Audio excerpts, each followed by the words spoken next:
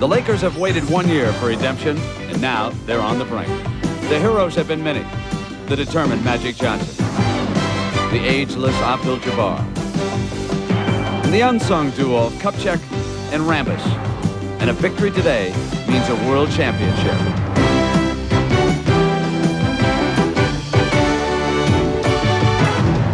This championship series has been a classic heavyweight battle. The Celtics score early and often in the first round. The Lakers battle back with stunning power, Abdul-Jabbar and Worthy. The Celtics get up off the deck behind Larry Bird and the Dennis Johnson buzzer beater. But they were staggered again by the Lakers' fast break. Now the Celtics must answer the bell one more time.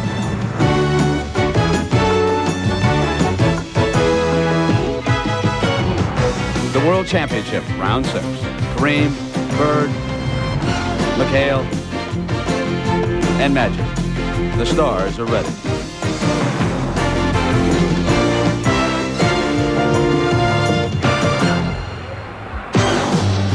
And welcome to the Boston Garden, which through the years has been the home court advantage. The fans here don't hope, they believe, and they're already making plans for a Game 7 Tuesday night. But inside, the Los Angeles Lakers are making other plans. A victory parade back on the West Coast. And Kareem Abdul-Jabbar would be the parade marshal. In Game 1, he looked like the oldest player in the league, but since then, he's been gulping at the fountain of youth. And this afternoon, he can taste the champagne. It's Game 6, and the Lakers are just one victory away from a world championship and ending one of the longest jinxes in the history of professional sport. Good afternoon, everybody, and welcome. I'm Brent Musburger. As you know, the Lakers are 0-8 in championship play against the Boston Celtics. Today, they hope they can do something about it.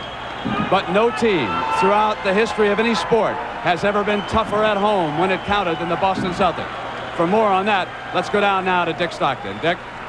Thank you very much, Brent. Larry Bird put it best. He said if the crowd can get us through Game 6, the players will take care of Game 7.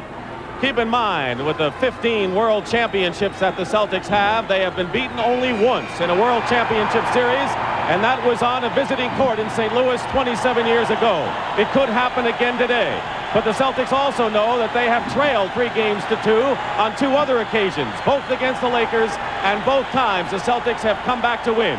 So somehow, history favors the Boston Celtics, but today the Lakers will try to defy history. My partner, of course, is Tommy Heinsohn. How do you look at Game 6, Tommy?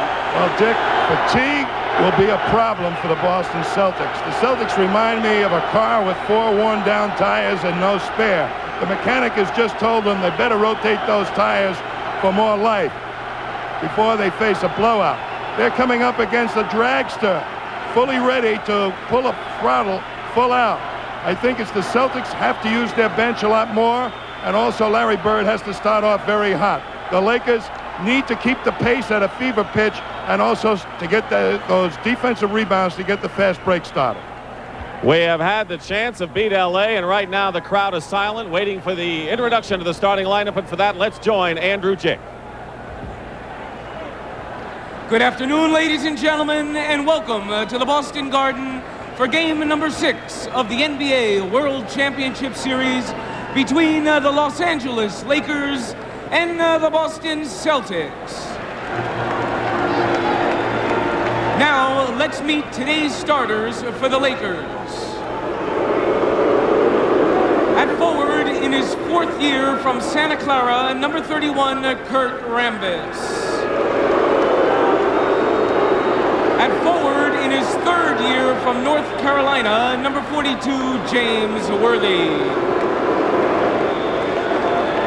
At guard, in his 2nd year from Arizona State, number 4, Byron Scott.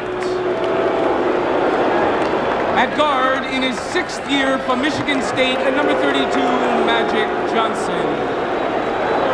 At center, in his 16th year from UCLA, number 33, Kareem Abdul-Jabbar. And the head coach for the Los Angeles Lakers is Pat Riley. Now, let's meet the starters for the defending world champions of the Boston Celtics.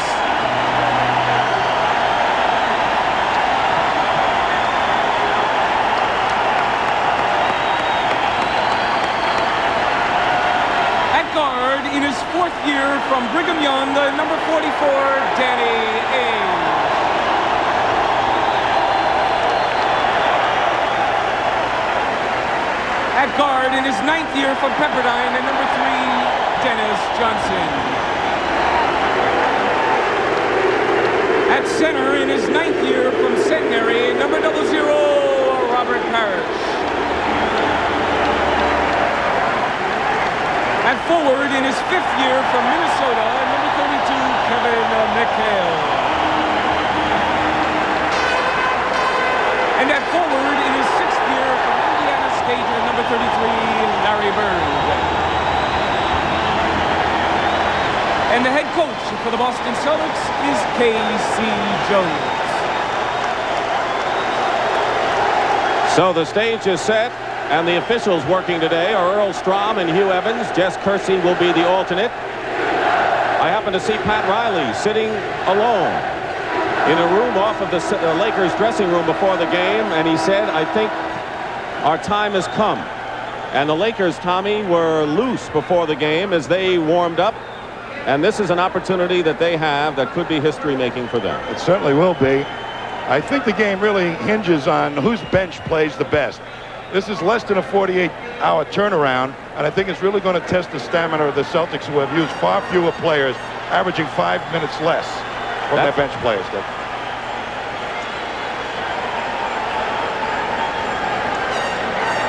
So that's what the Lakers face here, as Kareem will jump against Robert Parish.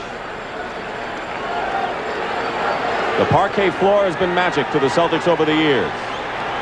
See if it continues. The tip controlled by Boston.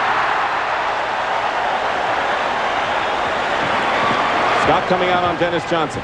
Obviously, the half-court style is what the Celtics want to play. And that man has to get off. Out of bounds, Boston ball. Immediately, Scott very aggressive on Dennis Johnson. Previous games, they backed off and let Dennis go at his own pace. Byron Scott is playing tight defense on DJ. He goes in and misses, but Bird is there. Celtics had several opportunities. Byron Scott hits the first shot. Here's a man who is having a humbling series for the Lakers. Shooting under 40%.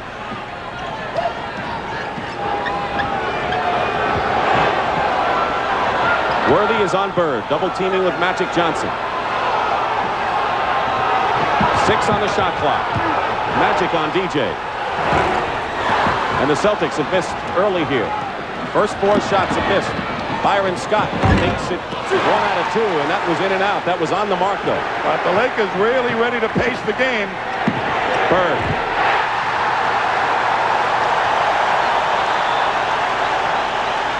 Bird had 20 points. 18 in the second half of Game 5. I get him into the game early, and he's liable not to shut down the whole game. What a pass. Magic Johnson on a tough baseline bounce pass to Kurt Rambis coming in on the weak side. Celtics defense gambles off Rambis. He'll be open an awful lot. Working against Worthy. Bird. 4-2 in favor of the Lakers. Trying to keep the running game in progress. That's the way they play it. Worthy. Fall away. Kareem tips it in. Simply great in the 3 Laker wins has been Abdul-Jabbar, who had 36 points Friday night. Series high for either man. Ainge misses. Loose ball, and the Celtics will come out with it. A little more than 2 minutes gone by in this first period. Celtics, in addition to trying to find Bird, is trying to find any hot player right now. Ainge was open. Rambis picked him up. Lakers playing good half-court defense. Ainge is shot off the side, but the Celtics have it again. Celtics are 1 for 8 shooting in the early going here. And now an offensive foul called against Dennis Johnson using the elbow. The rebounding story, 5-2 the Lakers lead. They were even in game number 5. Otherwise, the rebounding leader proved to be the winner of the game. Should hear today too, Dick. Coming off the screen, Byron Scott lost the ball. 6-2, low scoring for the early moments. Bird was thinking of 3. Dennis Johnson thinking of a foul, and he gets it. The foul is on Kareem. That was a successful tactic when the Celtics last won. Dennis Johnson driving to the hoop, so it looks like the Celtics going back to it.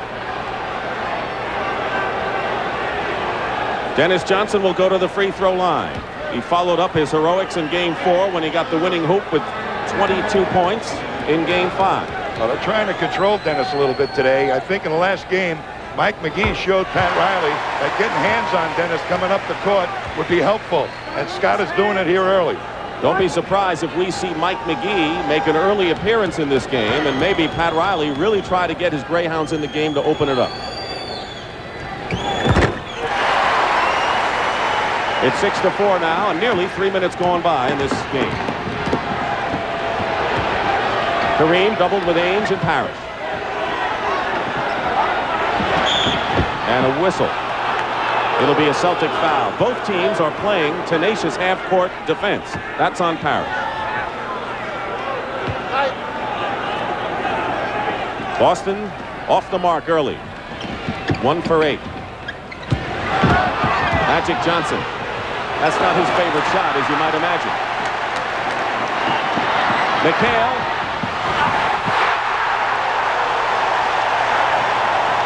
Parish with a bullet toss like a quarterback, finding a receiver in a down and in. Well, when you're not hitting outside, a few fast breaks doesn't hurt either. And Magic Johnson goes baseline to get his first basket. So 4 of the 5 Lakers have one basket. Worthy hasn't scored, and it's 8-6 in favor of L.A. Bird taking it inside.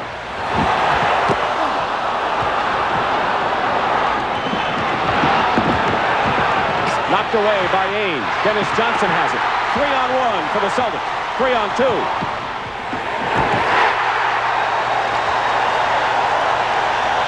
Tommy, he has found 100 ways to score in this series, Kevin McHale.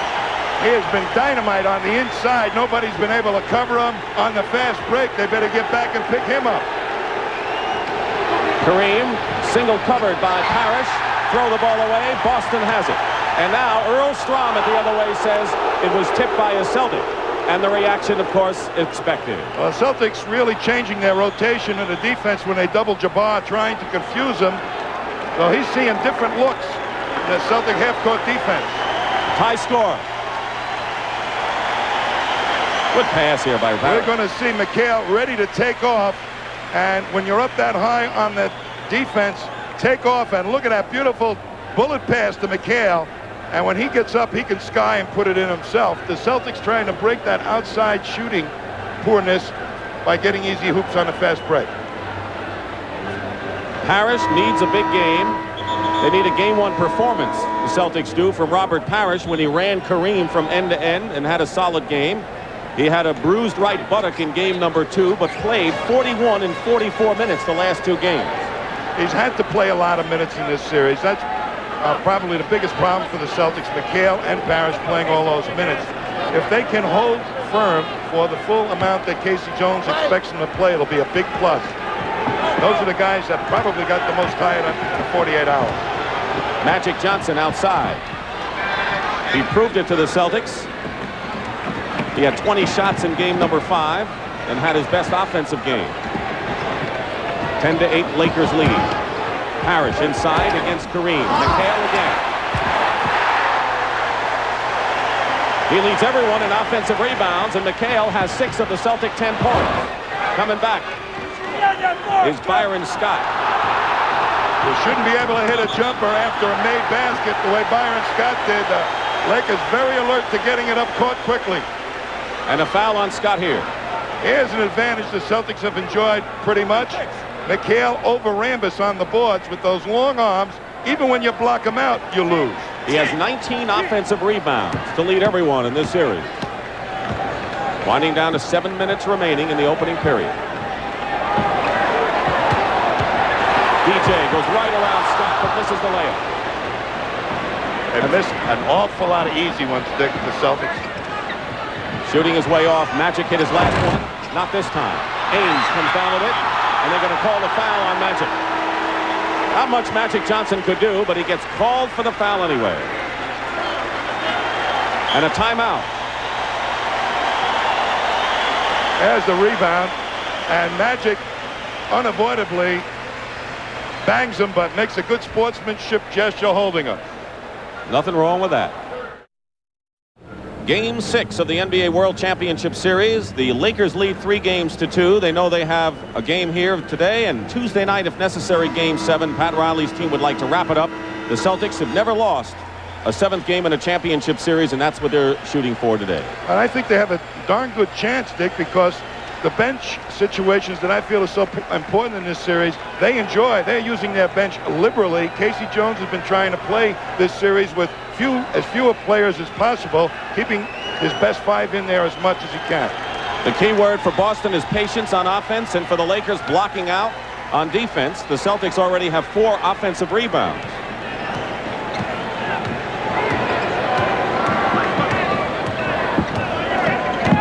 Parish continues to play up top, bringing Kareem with him, trying to set a pick against Worthy.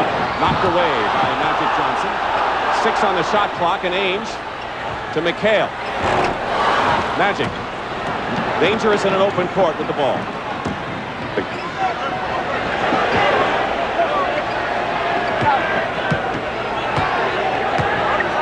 Normally Worthy and Kareem on the half-court offense for the Lakers. Kareem to Worthy. Ainge clear. Lakers lead by 2. Celtics will try to tie it up. And that was an easy one Worthy missed. Ainge does it. We have our 5th tie of the ball game. Under 6 minutes to go in the first period. They are giving Magic the outside shot. Rambis takes it. Rare for him, and he hits. He has been the unnoticed hero and had 9 rebounds in game number 5. The Celtics struggling and the Lakers shooting well. And if he hits that outside shot, Dick, that's really going to foul up the Celtics defense. Well, he hit 1. Got to hit more than 1 to make a pattern, but he did that. That is Johnson on a return from Bird. The Celtics just can't find the hoop close in. Ainge picks off the ball. Into Parish. And the Celtics can't get anything. Kareem, skyhook, shows the Celtics how easy it is, and it's 16-12 LA. The Lakers are really hanging in there on the boards beautifully. Celtics missing lots of easy baskets. That's why they have the rebound advantage right now, the Lakers. Dennis Johnson is 0 for 4. Off to a shaky start shooting. Parish goes inside, and he's fouled by Kareem. That'll be the 2nd foul on Kareem Abdul-Jabbar, and Pat Riley doesn't want to see this early. And the prior game, Dick, the Celtics went exclusively away from Kareem. Whoever he was guarding did not get the ball. Here they're attacking him, trying to get him into early foul trouble. And a quick one, and incredulous look. But all players look incredulous when they get fouled. Not many players say, yeah, I guess I committed that foul, do they? You know, getting ready for a game like this is really something. Years ago, when we would play, Red Auerbach used to walk around with a cigar and flick ashes on you. And if you got burned, you didn't play. You figured your reactions weren't good enough. Kind of a tough crowd. Find out how you're playing or not. Tough coach. The banners show the results. 16-13 LA. 4:35 to go first. All over Kareem. Still Laker ball. When they surround Kareem like that, he's probably the best man in the NBA to find the open man. Byron Scott is open. And here comes Parish, getting the ball in the hands of a guard. Lakers get back defensively. And all 5 Celtics rebounding that time. 3-point game. Bird. And traveling against Larry Bird, who so far has scored 2 points, and at least at the top of the game hasn't gotten off. And Pat Riley will go to his bench with Mitch Kupchak and Michael Cooper. Both have played key roles in the series thus far. Kupchak in a physical way, Cooper with some staunch defense. Casey Jones still going with his 5, and Riley right now trying to pace the game with fresh players. 4:15 on the clock, first period. Magic tries to get it inside to Worthy. Rambis picks it off, and here's Magic feeding Worthy, and there's the swoop by James Worthy. Mistake by the Celtics after forcing a turnover, and the lead is 5 for the Lakers. Well, these defenses are so packed in below the foul line. It's hard to believe. Whistle and a Laker foul as Kupchak and Cooper come into the ball game. The Lakers are guarding the man handling the ball up court, and everybody else is in the green area. Kareem goes out, so does Byron Scott. Kurt Rambis commits the foul. And on the line is Kevin McHale. He was shaky early from the free throw line in the series, but has settled down as of late.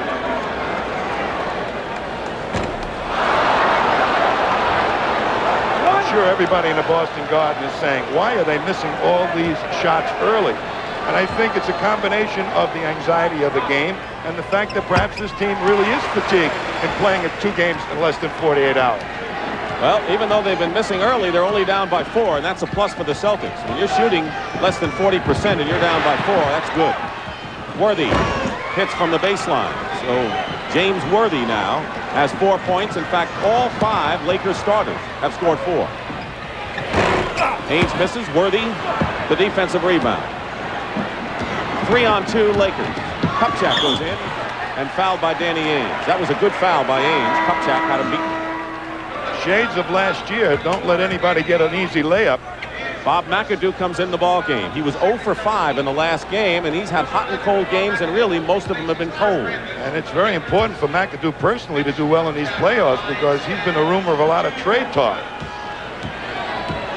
This man really set a tempo for this ball club by way of being physical in that second ball game when they won. He showed the way for the rest of them and gave the Lakers a new macho image. He has seen important minutes both as a backup for Kareem and as a power forward. Physical presence is counted. 1 of 2 for Mitch Kupchak. 3:20 to go in the first period. Celtics are shooting only 2 of 9 from outside. You know, when you do get tired, the outside shooting is really from your legs. Parish inside. And if your legs are tired, you're going to be off in your outside shooting. A delay of the game warning to Boston. That's one way to slow up the Laker fast break, isn't it? When they try to rip it out of the net quickly, Boston tipping it away, the referee's alert to that. That's an old cheating trick. 3 minutes to go, first period. Lakers by 5. 21-16. Kupchak trying to post up. Parish gets a hand on it. Not a good pass back to Magic Johnson, who misses the shot.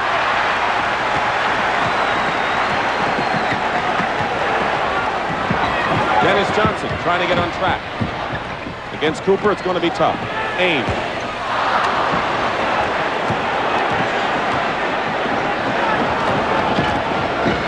Less than 2.5 to go in the first period. Kupchak has his shot blocked inside by McHale and Parish. And now the Celtics have it again to try and cut it to 3. McHale banks it in beautifully. 9 points for Kevin McHale. 9 of the Celtics' 18. And now Pat Riley wants to talk it over. 2:04 remaining in the first period.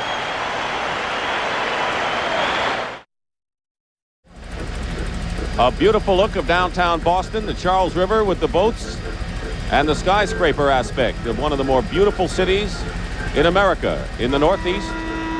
And we're here at Boston Garden. We're a capacity crowd watching Game 6. Then we're going to see how the Lakers are going to gang rebound the Celtics. Look at 4 of them in there. 1, 2, 3, 4 against 2 Celtics. But the advantage is Magic getting the rebound and how quickly he can convert that into a fast break opportunity. A double-edged weapon the Lakers are using on the Celtics. And the Celtic guards are shooting 1 for 10. Ainge is the only guard to make a basket as we have under 2 minutes to play in the first period. The Lakers win, they're the world champions. The Celtics win, we go to 7. McAdoo. Short. Kupchak crashes the boards. That was really an aggressive rebound. He should have been blocked out. Worthy hits from outside for 6 points in the game. Keep in mind, Worthy coming off a 33-point effort on 13 of 17 from the field. Cooper's going to take Dennis Johnson's outside shot away from him just by that tactic of hawking him. Double on Parish. Foul inside. Kupchak is a bull in this series. Here's why. This is the type of thing coaches dream of. Watch Kupchak now inside. It goes through, but he's ever ready to block somebody, put him on his back, and come up with the rebound. He's charging to the boards. McAdoo's foul. Mike McGee has come in the ball game for the Lakers as Scott Wedman answers that substitution. He has played the most time of any of the reserves, and Danny Ainge goes out. But right now, Tommy, with McAdoo, Cooper, McGee, and Worthy, no secret what the Lakers Greyhounds are out to do here. They're trying to really put the pace to him right now, and with Wedman in the backcourt, they might succeed. So time remaining in the first period. 23-20 the Lakers. Against Bird, McAdoo goes inside. Lost control. No basket. He caught his own pass, which you can't do. McAdoo went up and caught his own pass. Turns it over to the Celtics. The Celtics have not had the lead in this first period. They've trailed all the way. Parish over McAdoo. Tough shot. That was a tough shot. Well, they'll take advantage of McAdoo, the Celtics, in the low post. Cooper. And McHale can give the Celtics their first lead, but throws it away. Larry Bird stopped running on that one. He was wide open. 42 seconds and 13 on the shot clock. Off the screen, McAdoo. And crashing the boards is Mitch Kupchak, and I think they're going to call him for it on that. Pat Riley not unhappy with that foul. He wants to see that aggressiveness. It's been a series in which the Lakers early answered the question, can they handle the aggressiveness and intimidation and confrontation that the Celtics put on them last year? And the Lakers have been the leaders in this series. I think they've been doing it primarily with the rotation of people. They got more people to play, more fouls to use. Celtics trying to play fewer people. They're worried about their big guys getting in foul trouble. They changed the call to McGee of the personal foul. Both Kupchak and McGee were underneath. And McHale now has 10 points and an early appearance for Greg Kite, who's the only healthy big man the Celtics have off the bench. I'll tell you, Greg Kite will play probably 36 seconds, really. Just long enough for Parish to take a timeout here and around the quarter timeout. And Casey Jones using those to give Parish an extra blow. That's how you cheat for minutes to give a guy a rest. The Celtics are on a 10-2 run right now and have their first lead of the ball game. 24-23. It doesn't last long as Worthy comes back.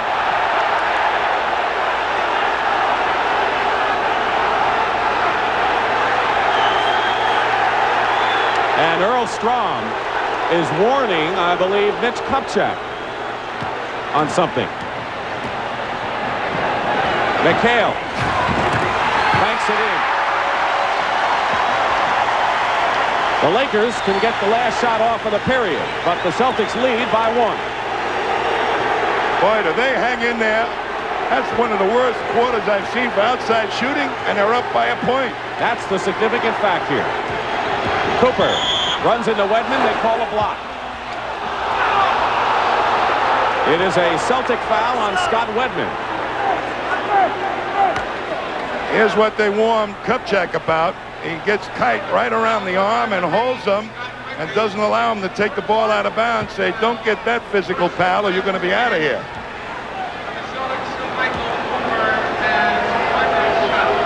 Cooper. The basket was good.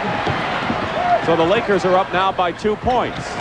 Dennis Johnson winds up on the seat of his pants on the sideline as the buzzer goes off.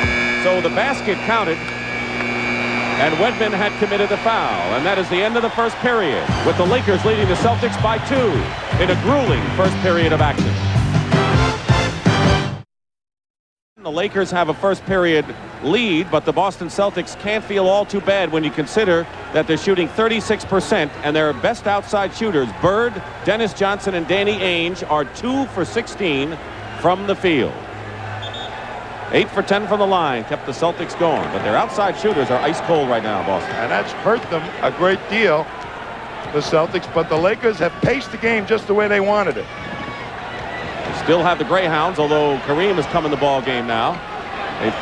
McAdoo and Kareem. Mike McGee throws up an air ball, claims he was fouled. Celtics looking to tie it up and force the 6th tie of the game. 9 on the shot clock. Cooper is just not letting Dennis Johnson get anything off. 3 on the clock. Wedman, known for his outside shooting, hits right there. Celtics found one man now. When he hits that first outside shot, it's tough to shut him down. 61% from the field is Scott Wedman in the series. Kareem with Kite and Wedman all over him as Parish continues to rest. Cooper throws up a wild shot, and the Celtics can take a lead of 2 here. I tell you, Kite is really being physical on Jabbar, laying his body on him. Dennis Johnson misses again, and he is 0 for 6. But Greg Kite hustles, gets the ball into the wrong hands, and it's 3-on-2 for the Lakers. McAdoo goes in, no foul. Good defense by Bird and Dennis Johnson right there. And the crowd lets them know it. Bird on a runner. Wanted a foul, too. Worthy inside of McGee, and a foul. Pushed. Good pass by James Worthy. And here comes Robert Parish, and Greg Kite gave him a good breather. I tell you, just a couple of leans on Kareem can be meaningful. Parish reluctant to do it because he doesn't want to pick up fouls, but it could have an effect. The other thing I just noticed is Larry Bird is not really getting up on his shots the way he normally does. He didn't get the ball much in the first half, and he said so. They just didn't find me in the offensive pattern in the last game. Last game, that's right. But he's trying to make it happen here today, but his rhythm is really out of whack. Well, 90% of the players in the league perhaps wish they could play like Larry Bird when he's hurt, huh? I think he's just played so hard for so long this season. He's just feeling the effect of it now. McGee misses both. So the Celtics are not hurt. Double team on Bird. No way to do anything there. Dennis Johnson 0 for 6. 8 seconds on the clock.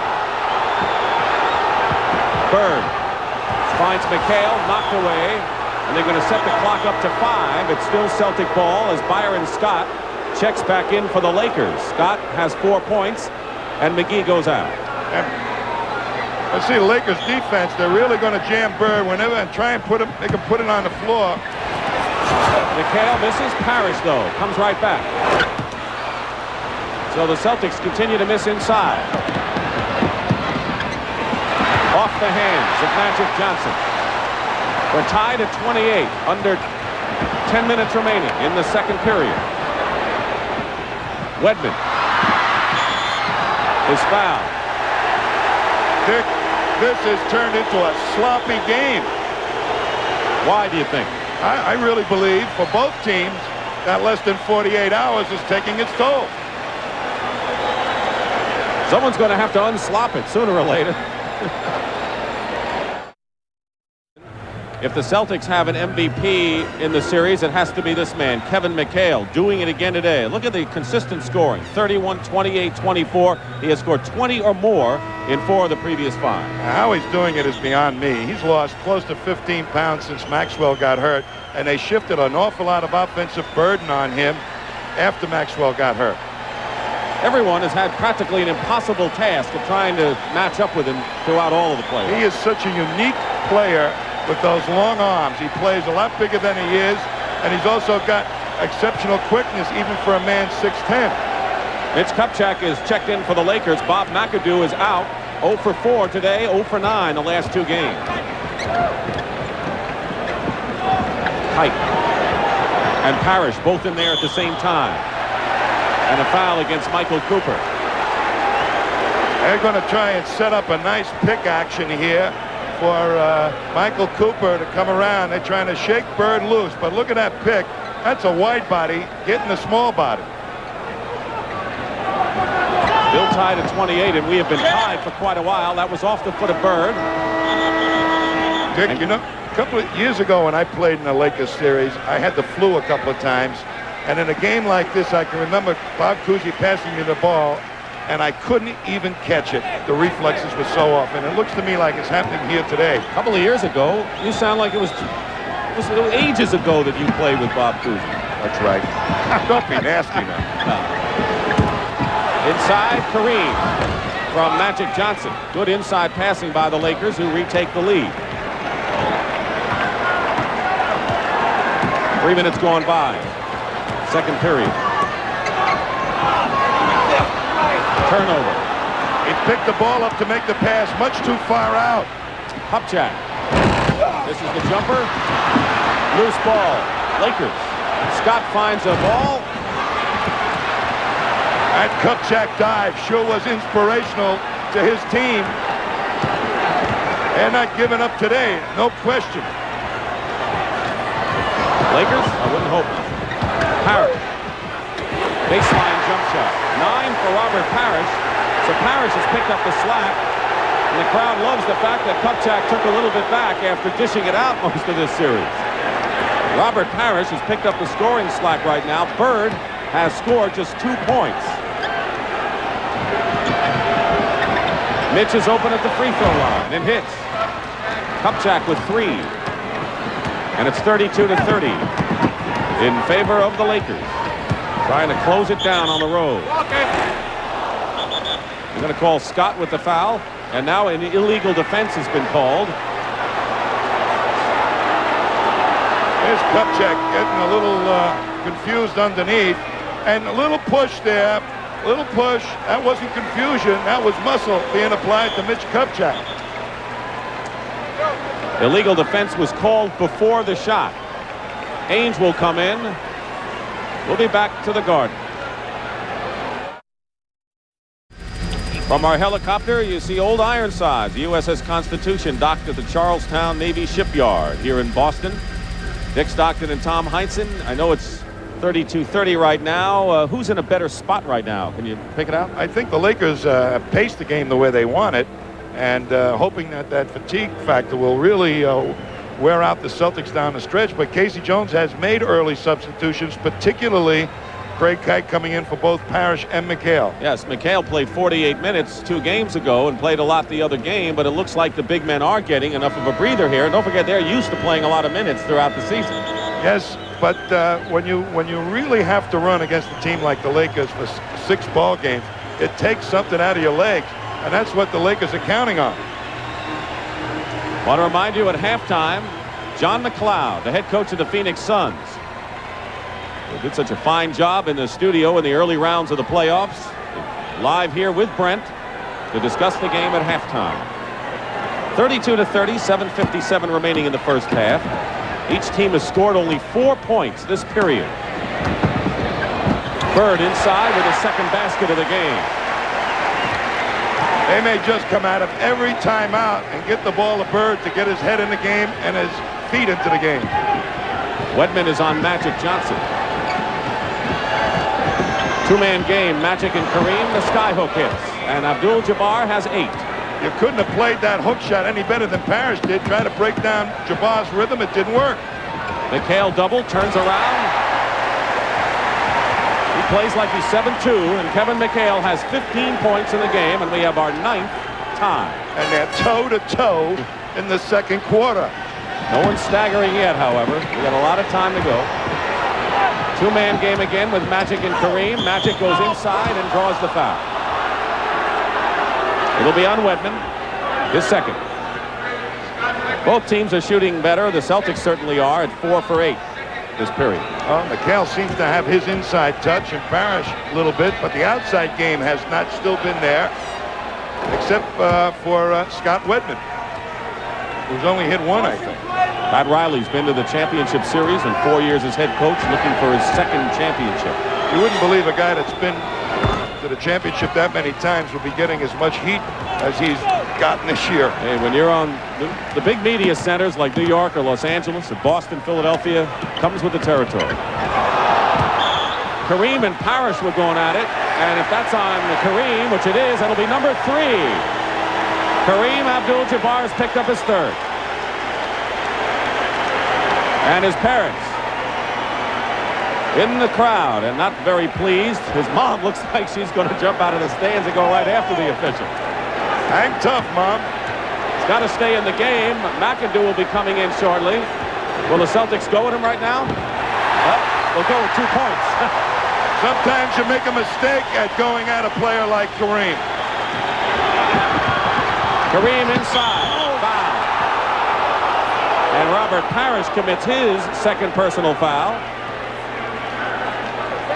Look at Bird come through there. A little backdoor play as Cooper got caught up on the pick situation that Parish laid on him.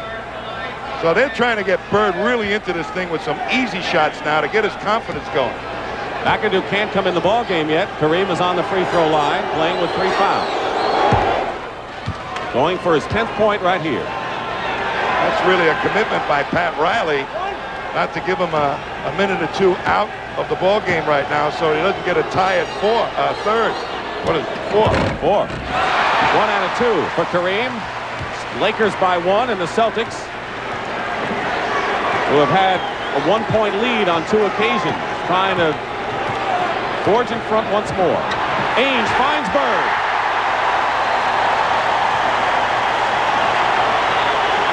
Celtics lead.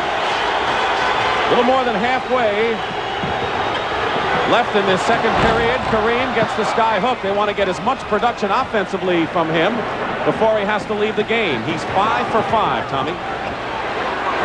McHale. Bird can't tip it in. And a foul against the Celtics. How does Bird lose Cooper? Underneath the hoop. Watch this.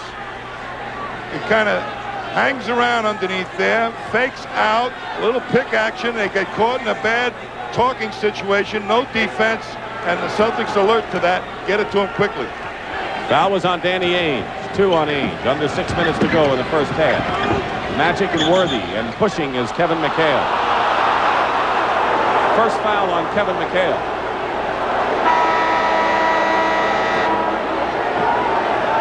McAdoo, of course, in the ball game. Kareem is out, and Dennis Johnson, who is struggling from the field, comes in for Scott Wedman. Celtics, with the score 39-38 in favor of the Lakers, have done it without outside shooting. That's amazing. Totally amazing.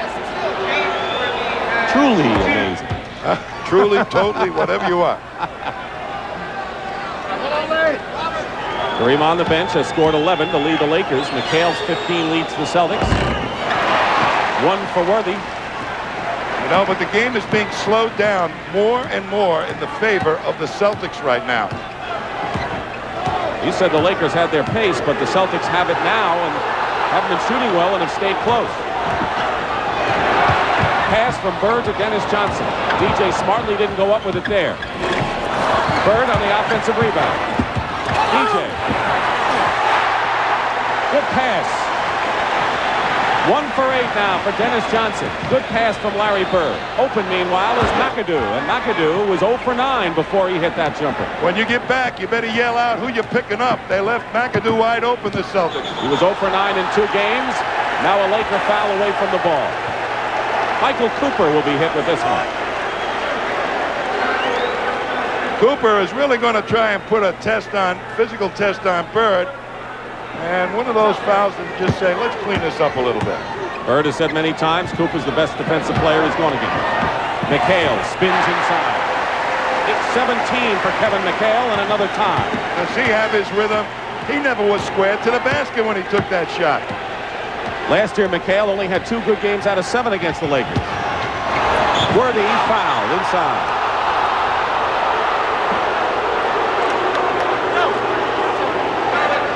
Foul is on McHale, his second, as you look at the Laker bench, and they don't get off the pine too often in this series. Celtic bench, excuse me. This man that'll be at the foul line, James Worthy, is Mr. Inside once Kareem goes to the bench. And they really look for him, and they shake him loose. You got to be alert underneath there to talk, because they set a lot of picks to shake him loose to get good position. The one thing he really did in the last game, besides score a bundle, is go to work on the defensive board. What he gives his team more than anything else, I feel, is those stuffs on the fast break. It's like when Bird hits the outside shot, that's what the stuff is to the Lakers. Lakers by 1. They're 6 of 12 at the free throw line. Before that last make by Worthy. And another Laker foul. Mitch Kupchak with his first personal foul. Well, they've called that foul both ways now. Riding from behind. Once the man gets the ball, you can't bump him too hard for the position, but when he gets the ball, you certainly can't ride him out of the play. Parish missing.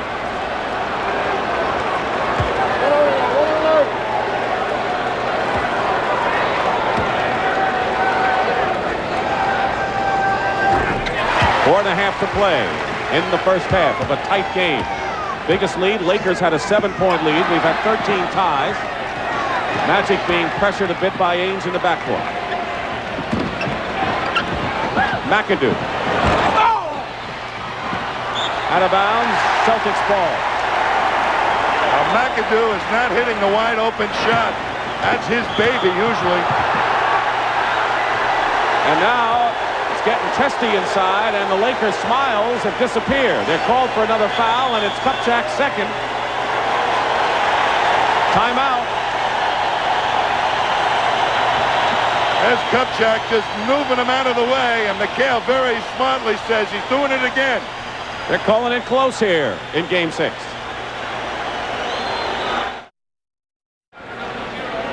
When you look at a guy like Robert Parish on the rebound, you know he's a big one. You got to try and go over. You just got a little fake to make him lose his balance. Watch this. A little lean, and the shot was up and away. He got fouled. Rambis gets the loose ball, and now the Lakers can take the lead, down by 1.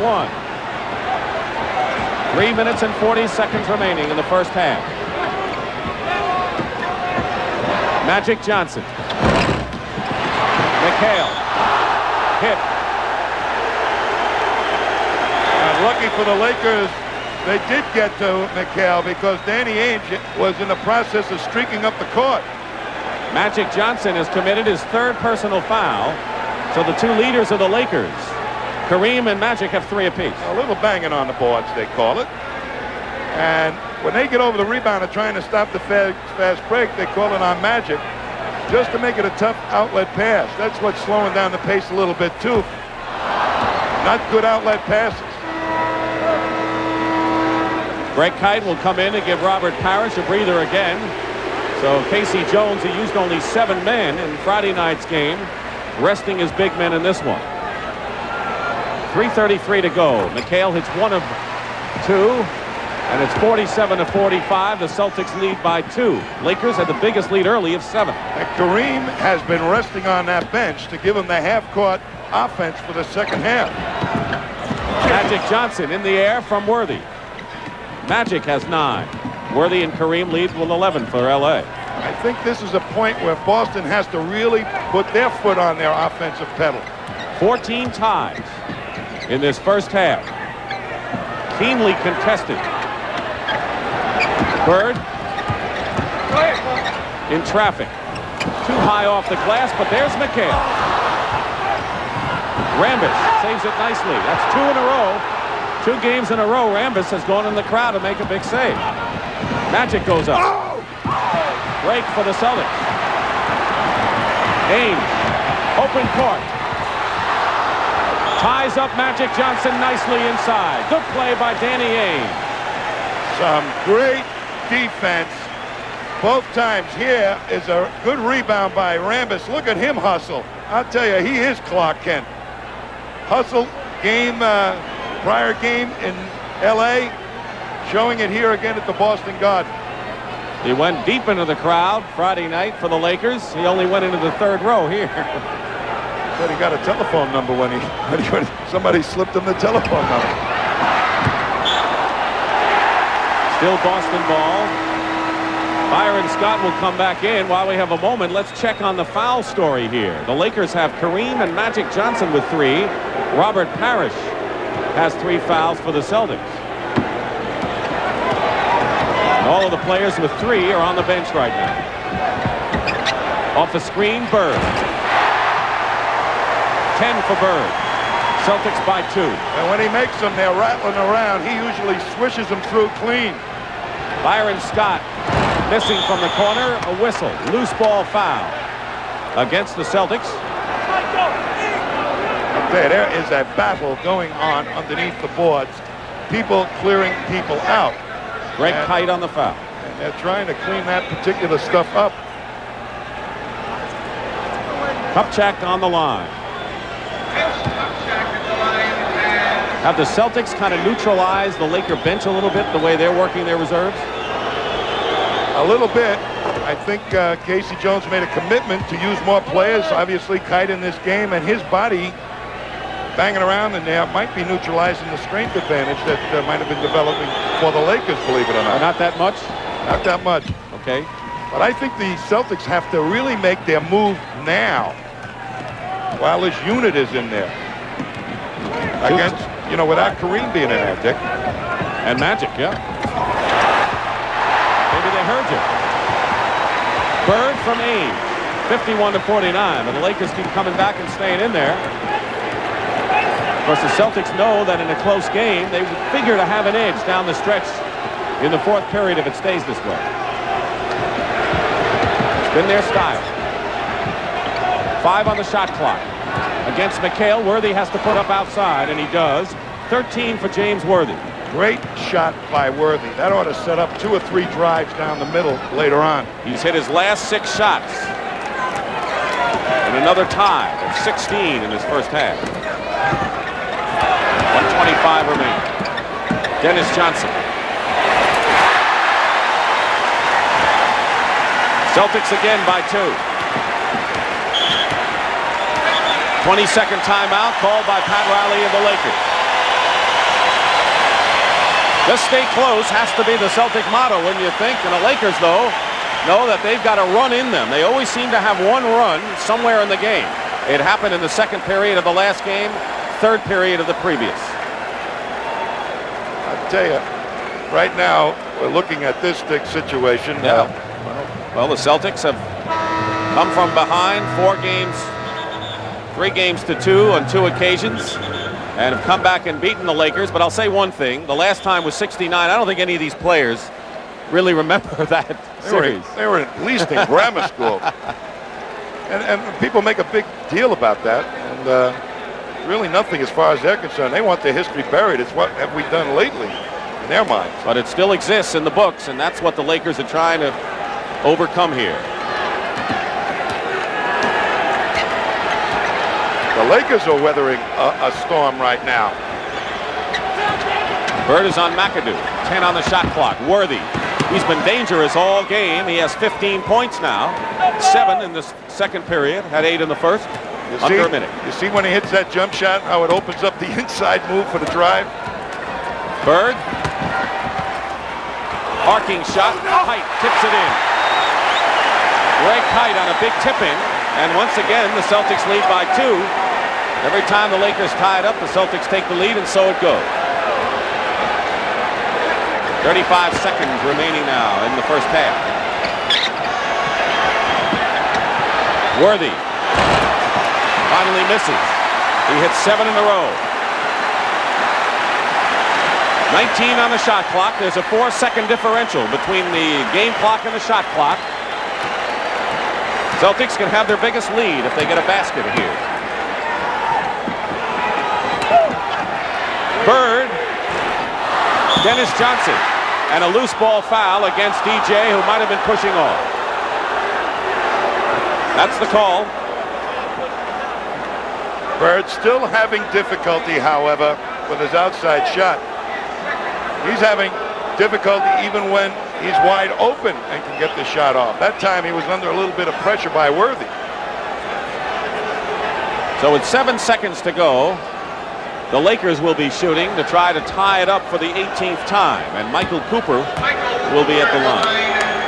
Lakers have to be happy right now, potentially coming out of this half with a tie score. And I don't think the Celtics will be shaking their heads either. But I think the advantage turns to the Lakers because they've had Magic Johnson and Kareem on that bench an awful long time, and that fatigue that we were talking about should not affect those 2 players down the stretch.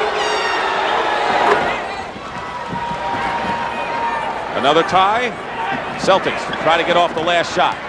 Dennis Johnson, 3 seconds to go, puts it up. And nothing going. And that is the end of the first half. We started at 0-0, and we're even at halftime. 55 all. We're tied at halftime, 55 all in the second period. The widest margin for either team was 3 points. Let's take a look at some important statistics. The Celtics, despite 42% from the field, are still tied in the game.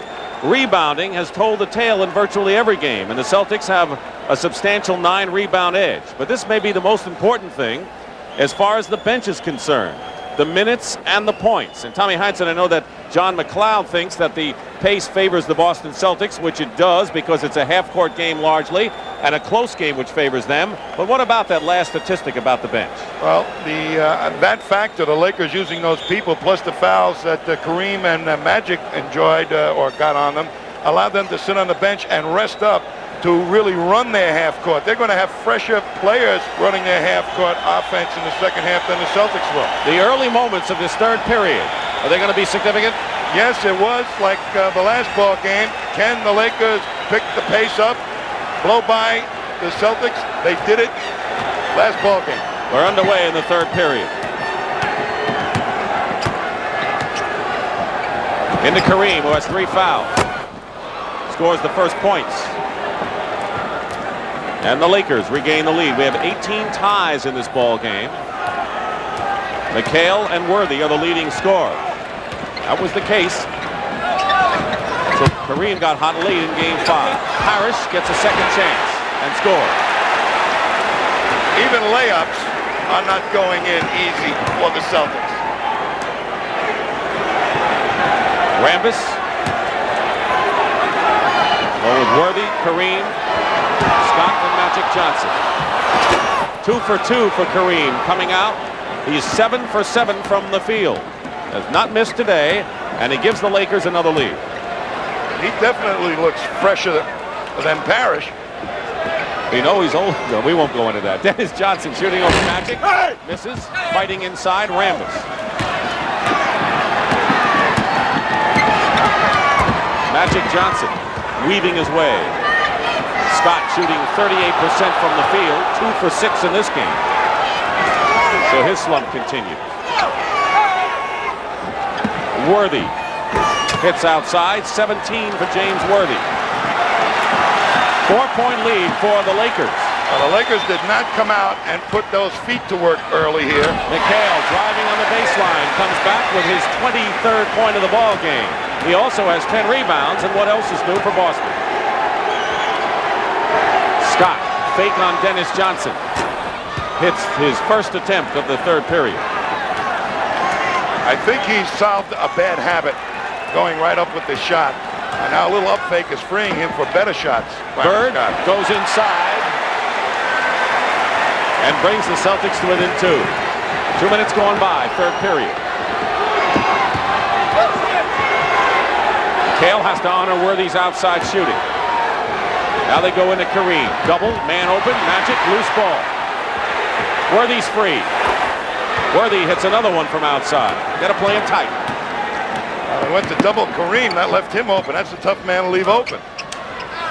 Into McHale. Double by Rambis and Worthy. Johnson sees an opening. Feeds Parish. Didn't have control of the ball. And it's still Celtics ball. Byron Scott took a layup away from Robert Parish. So with 9:27 remaining in the third period, the Lakers have come out to break the tie to the tune of a 4-point lead. One of the oldest sections in Boston, Beacon Hill. And just to the right of Beacon Hill, you will see the Golden Dome Tower of the State House. The state capitol is here in Boston, as politics is a major pastime in Boston, Massachusetts. And James Michael Curley. They have a statue of him downtown. The man from the last hurrah. Well, if the votes were taken in here, everyone says beat LA. But the crowd largely has been silent so far in the third period.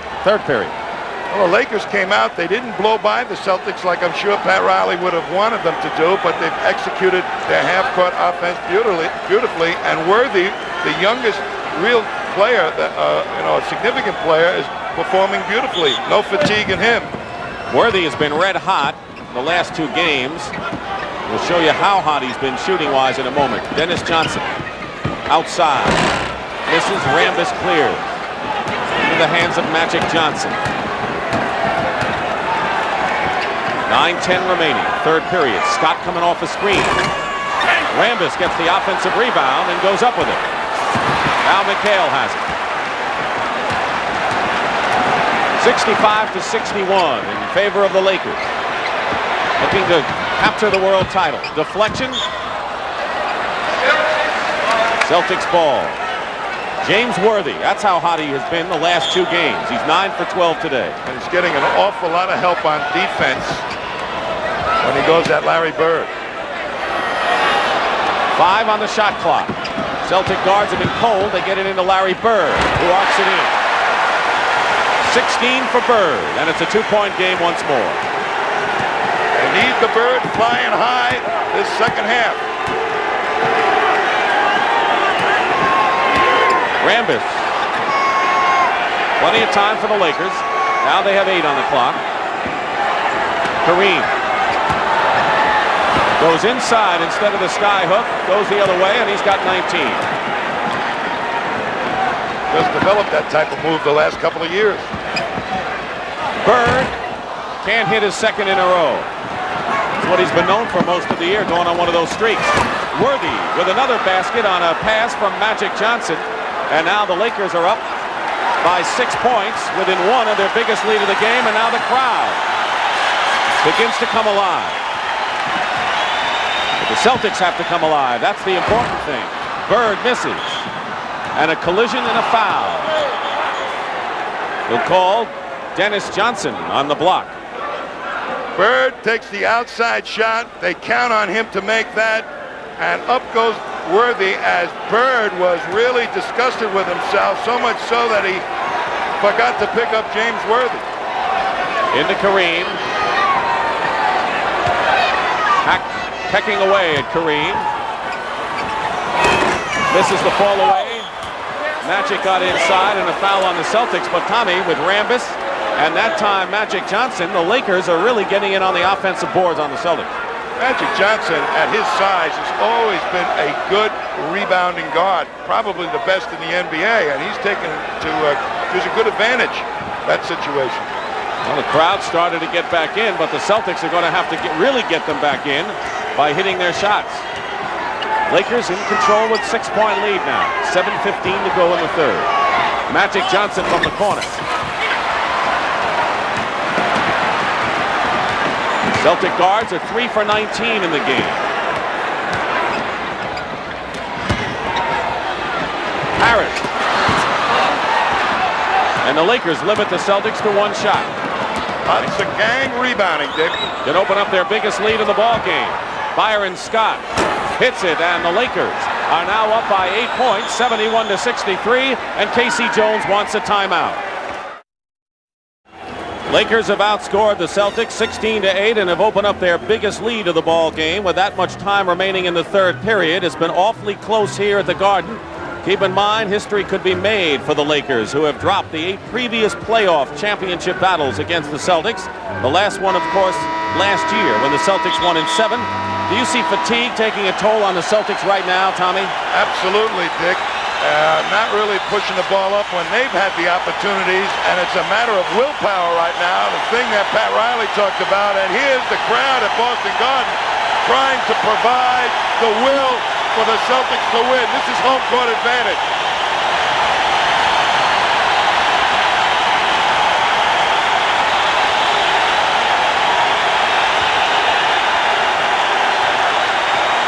Eight-point lead. The Lakers 8 for 12. The Celtics 4 for 10 this period. And Rambis ties up McHale and is called for the foul. Celtics will inbound. Second team foul on the Lakers. 6.5 to go in the third period. Inside, McHale loses the ball to Byron Scott. Not the results the crowd or the Celtics wanted there. McHale felt compelled that time to try and make a move to the hoop, and really with total disdain for the triple team. Kareem gets rid of it quickly. And Magic Johnson, who goes up, gets his own rebound and keeps it alive. The Lakers are much more aggressive than the Celtics right now. Rambis tips it in, and it's now a 10-point lead. And this could be a Laker run, which we told you They have in every game. The Celtics are back on their heels right now, Dick. Bird puts a fake on Worthy, goes in and gets the basket and the foul.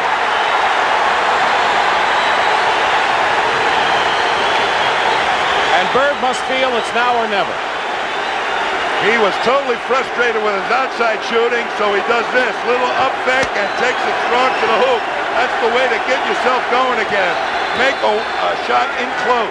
Magic Johnson committed his 4th personal foul, but Bird can't hit the free throw, and it's down to 8 points. Stays at 8. 5:35 to go in the 3rd period.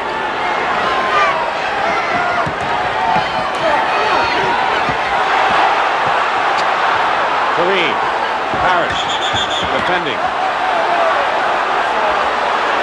Earl Strom with the call. Danny Ainge with his 3rd foul. Danny Ainge didn't want Magic to make that cut to the hoop. Look at a little bump there as they try to deny Kareem the ball, but now Ainge denying Magic the cut. You can't do that. Meanwhile, Michael Cooper replaces Magic Johnson, who goes out with 9 points, but 4 personal fouls.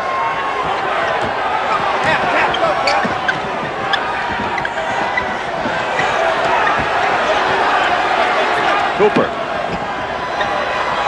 Into Kareem. Cooper at 22 points in game 2, and he's made that shot throughout this series. People say he can't shoot that shot from outside, some coaches. He showed me he can, and then some. Lead is 10. We have under 5 minutes to go in the 3rd period. Dennis Johnson comes back and hits a big shot. But the Lakers are up by 8, and that's how they've outscored the Celtics this period.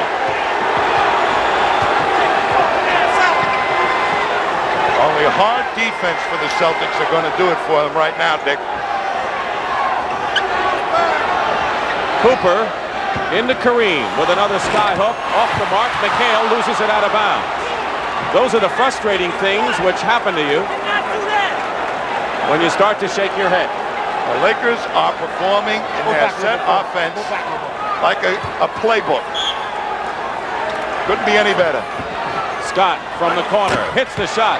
So Byron Scott now has 6 points here in this 3rd period, and it's a 10-point lead again.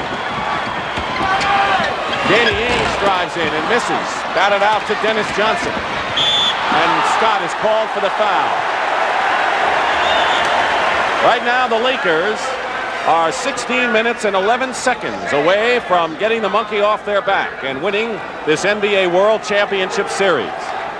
Pat Riley has maintained all along, Dick, that they don't have to really run to win games. They got a heck of a half-court offense in their own right. 4 minutes remain. Danny Ainge outside, and the Laker guards continue to struggle from the field. Ainge 1 for 9 here in game 6.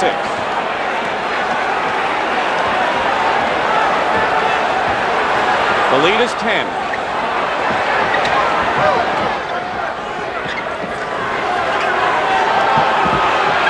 On the shot clock. Kareem goes inside. Twice he's done that, and Abdul-Jabbar has 19 points in the game. And now a 12-point lead for the Lakers. Slowly and inexorably raising it up. McHale comes back to stem the tie, but it's a 10-point lead. 3:15 in the 3rd. The Lakers are picking them apart like a surgeon. And playing the half-court game well. Parish knocks it away. Dennis Johnson saves it, and a loose ball foul will be called against Michael Cooper. Good save, though, by Dennis Johnson. DJ trying to provide some inspiration with that one into the crowd. That's called hustle. Coaches love it, of course. 3:01 remaining in the 3rd, and that's our score. The Lakers are in the driver's seat, but if the Celtics can pull a miracle and rally here, we go to game 7, Tuesday night, 9 o'clock Eastern. The Lakers are going to be hoping they're on the beaches that day, enjoying the fruits of the World Championship. Well, the Lakers, Dick, have 2 options to really potentially blow this team in the white uniforms out. fast break them. A good time to push the ball at the Celtics. But if they elect to go surgically at them with their half-court offense, the Celtics can climb back into it. Celtics have not gotten the outside shooting from their guards. McHale misses. Parish misses. Out of bounds. Boston ball. To give you an example of what Ainge and Dennis Johnson have been trying to accomplish or not, the backcourt shooting for Boston tells a lot of this story. Celtics have used only 7 men again in this 6th game, just as they did in Game 5. Your legs get tired, the outside shot disappears. Bird off the mark. McHale, offensive rebound, comes back. He's a machine out there. He's got 27, Kevin McHale. When you keep front rimming all those outside shots, that means you're not getting enough leg into it. Kupchak getting set to come in for the Lakers. Bird. Scrap time for the Celtics. Let's see how the Lakers can respond. They have the lead and they're in the driver's seat. Ainge.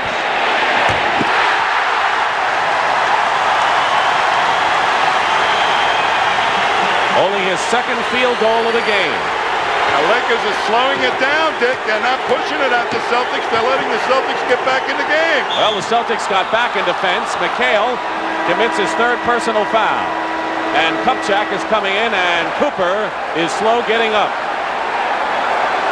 He is dragging himself along the floor, and it looks like he's touching his left knee. Here's what's happened, Dick. McHale comes right over, and I think they collided. One knee on Cooper's left knee. Inside of the knee, I think, is what he was working on. Gary Biddy, the trainer, out with him.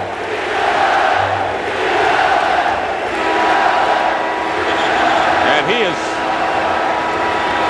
hurting. All right, when he goes down for a 2nd time, they don't want to have to call a 2nd timeout to get him off the court.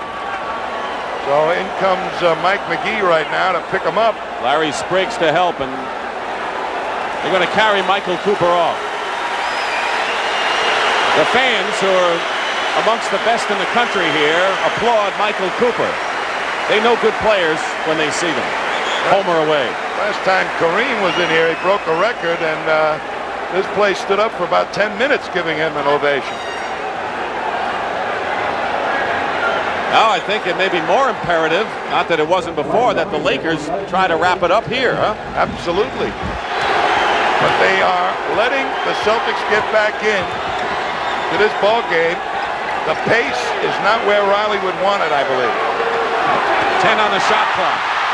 Loose ball, Magic recovers.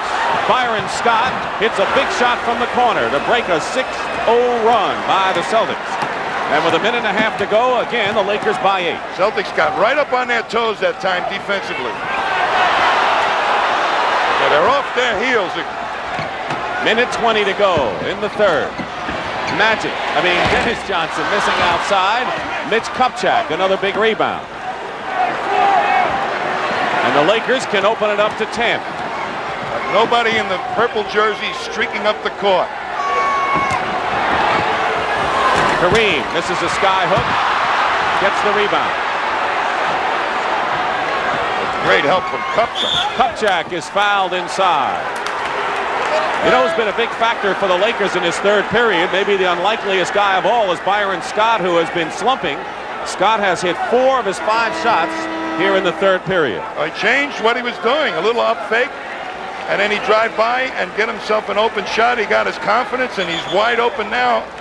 And going to be shooting more before this thing's over. Scott Wedman replaces Dennis Johnson, and Bob McAdoo gives Kareem a rest. Kareem goes out. He has scored 19. And Kupchak played a big role. Scott feels so good inside, contributing, when even Pat Riley didn't think he was ever going to play again. Collectively, the Celtics right now are trying to really push themselves. It's really a psychological situation developing here. If Riley can push the ball, the Lakers can push the ball by them, it'll really dramatically affect the morale of the Celtics. Kupchak, of course, with that terrible knee injury. 1 out of 2 for Mitch. 9-point lead for the Lakers. We were tied at halftime. Parish. Parish was in good position, couldn't handle it, and now the Lakers come right back. Pushing up or no, the Lakers seem fresh and in control of this ball game with 12 on the shot clock.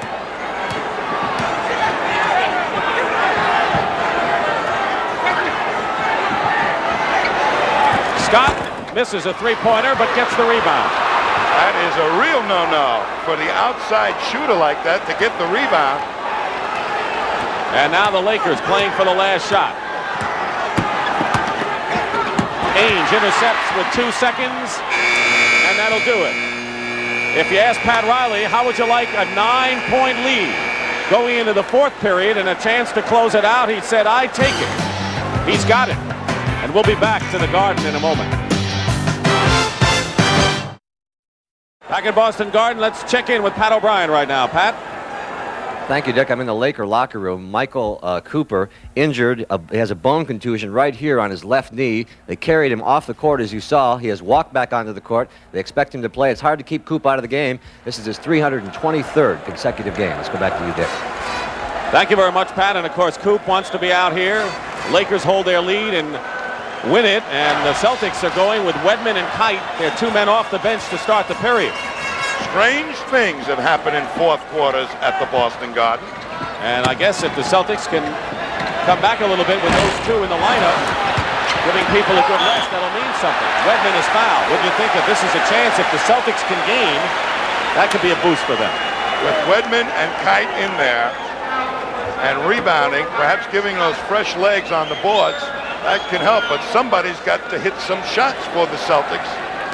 And the Lakers, I would think, if they don't push it up right at this Celtic team, fast break, it takes the steam out of you when you keep seeing an aggressive attack offensively. Here's Cedric Maxwell, who last year was the hero in game number 7, and this year has not been a factor in this championship series. I think that was tremendously hurtful for the Celtics. It didn't show in any of the prior series, but it sure showed here. 82-75. Worthy. Kite fighting, gets a rebound. Celtics will try to cut it to 5. Bird, blocked by Worthy. Celtics get back on defense, and here's Byron Scott. What a collision with Scott Wedman. Worthy made a fine play on Bird, and Wedman is called for the foul. Well, here's Bird trying to make something happen, and Worthy, beautiful block and magic on the fly, trying to push it at him. Celtics stymie him a little bit, but here is new legs, fresh legs, getting out there and making sure Scott doesn't get a layup. Byron Scott, whose confidence had to be boosted with his shooting in the third period, on the line with 2.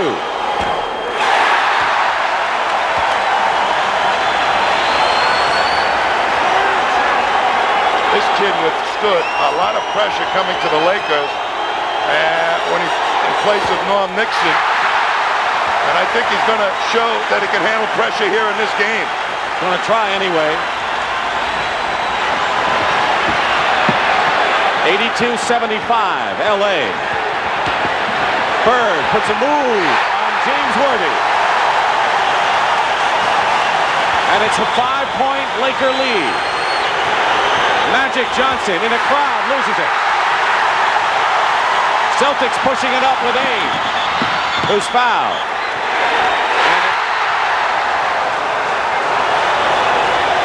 And that's 5 fouls, I think, on Magic Johnson. It is. Here's Bird putting a super move on James Worthy. Feels the body, uses Worthy to spin off of, uses the left hand.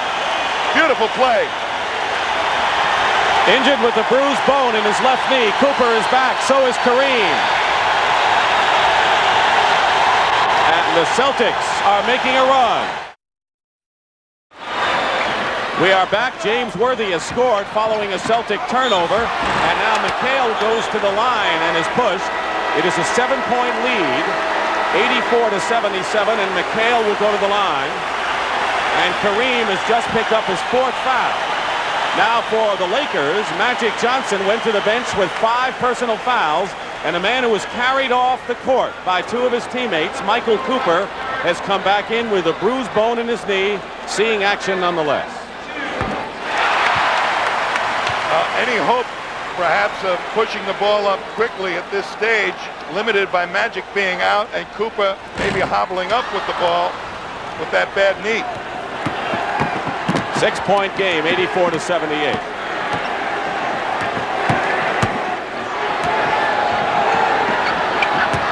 Kareem going in strong against Parish. 21 for Kareem. He slept all day on the plane yesterday coming east, and he's jumping here with 10 minutes to go in the fourth quarter. Amazing for 38-year-old. McHale gets it inside and is fouled. You know, I asked Kareem, what's it like to be one game away from winning a world championship? And he rubbed his palms together. He said, I guess anticipation. Timeout. We'll be back to the Garden with 9:57 remaining. A look at Faneuil Hall Marketplace. You saw how active it was at the top of the day when Brent began the show, and it is very active there. You can say that about the fans here at Boston Garden. It's an 8-point Laker lead with 9:57 remaining in the fourth period. Jim Valvano, coach at North Carolina State, who told us before the game that he has had a whale of a recruiting year with the Wolfpack. Watching the pros today. Nobody eligible for Jimmy Valvano here, though. Well, Boston has got to come up and really get their best shooter going, which is McHale. But the Lakers will be alert to that. So Danny Ainge, I think, or Bird, or Dennis Johnson will have to hit some either intermediate shots or outside shots. The Lakers are going to go more than likely with their half-court game, Kareem. The sign says Celtic pride, but the Lakers, after 0-8, want to break through, and they can do it here if they hold their lead the rest of this game. Kareem, who has 4 personal fouls and 21 points, doing the job again.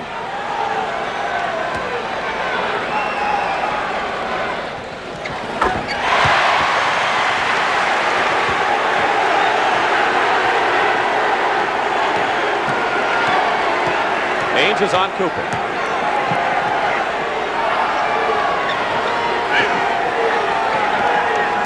On the shot clock. Into Kupchak. McHale blocks it from behind. Loose ball. Ainge has it. Celtics will try to cut it to 4.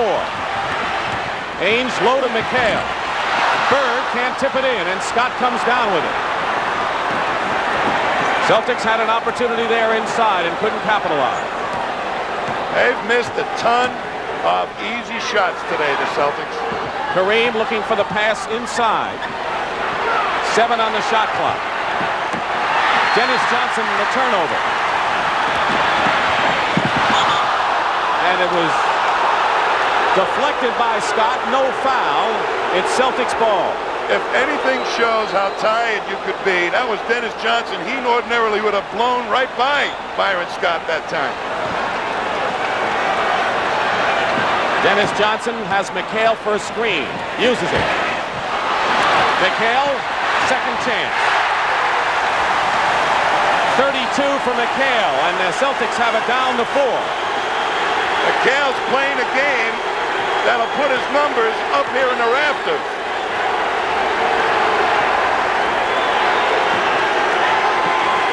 Kareem wants the ball. And is fouled. Foul is on Parish, his 4th. With all the Celtic misses, they have to have plays like this. McHale with those long arms. How many times are you going to say it? But up and in. 32, heading for the rafters. So is 33 out on the West Coast. 33's number will also be hanging in Springfield. Here's Kurt Rambis, who has 10 rebounds in the game. He had 9 in Game 5, and he has been a terrific man off the boards. Kupchak goes out. Remember when Larry Bird said, if the Celtics win in Game 6, he says, I hope we don't suffer a letdown in Game 7. It's a good... Very, very important. That's what happens when you get down into these final games. The emotional swings are dramatic. And this is a grueling game for the Celtics. Parish keeps it alive on Bird's miss. Plenty of time. 8:24. Bad pass by Johnson. Worthy going in. And will shoot two. Can't afford the turnovers the Celtics committed there. Worthy holding his hand. The Lakers averaging 12 plus turnovers per game in this series, have only 9 today. So they've protected the ball well. There's Magic, who'll come back with 5 in a moment. That's the man that's responsible for fewer turnovers. He controls much of the game. The other guy that's done an excellent job passing, Kareem, from the inside center position. It's unusual to have even 12 turnovers for a running team like the Lakers, isn't it? Particularly in a game where you expect a lot of fatigue and fumbling. 8:19 showing on the clock. That's how much time remains for the Lakers to win their 3rd World Championship in 6 years. And we'll be back to Boston Garden shortly. Big things happening in the last 8 minutes of this ball game.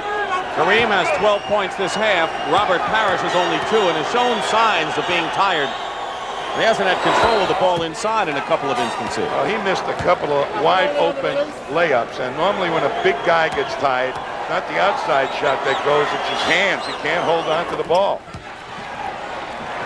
8-point lead for the Lakers.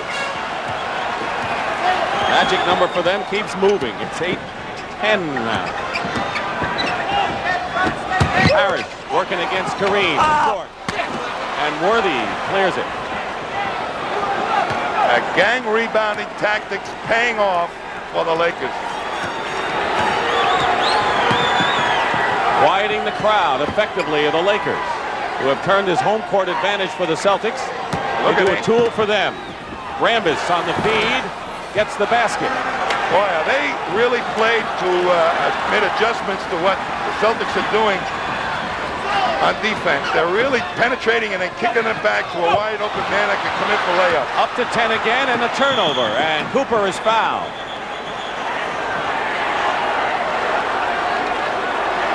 Kevin McHale now has 5 personal fouls. 1 more and he's out of the game. Magic Johnson has been playing with 5. 92-82, and already the Lakers have repelled 1 Celtic threat. They got to within 4, and the Lakers have it up to 10 once more. And Pat Riley is seeing things go just about the way he'd like. I think in this series, this ball club of his has shown every aspect of what they're capable of doing. Inside play, fast break, outside shooting, and the Celtics haven't been as diversified. Kareem, this is a sky hook. Parish the rebound. McHale is free inside. Blocked. And the basket goes off, and there'll be a shooting foul. Good defense one way, and then a foul as Bird shakes his head. What almost was. McHale is wide open, but the determination to win the title right here by James Worthy swats it away, and no luck shooting by Bird. And you see the frustration on his face. He is a winner all the way. Rambis with a foul. You know that frustration of missing that outside shot where he allowed Worthy to make the layup up the other end? That's probably the first unintelligent thing I've ever seen Larry Bird do on the court. He makes both free throws. 8-point game.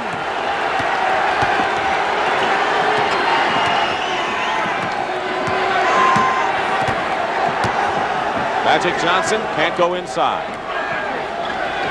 Kareem goes after the offensive rebound. Batted away, blocked by Parish. 3-on-1 for the Celtics. And Larry Bird goes in, and a foul called against the Lakers. Michael Cooper, I think, is on the bottom there. He took a 3-on-1 and blunted it. Great defense by Cooper, and remember, he had that bad knee. Look at this. Spreads out. Could have been called the other way, but Bird will be at the line. Cooper with his 4th foul. Is it hard to make a call against Larry Bird in a situation like this, Tom? Or is that a loaded question? I'm not going to answer that.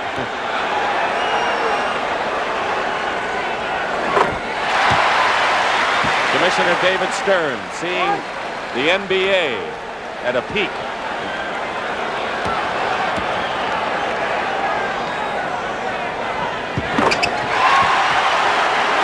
to 86, so it's down to 6 again.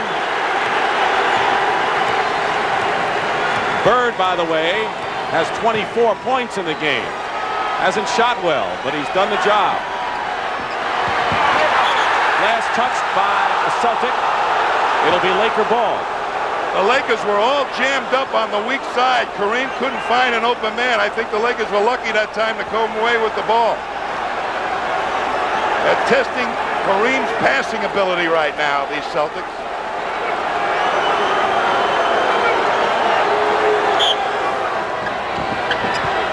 Magic Johnson gets the return pass from Kareem, and Bird comes down with the rebound.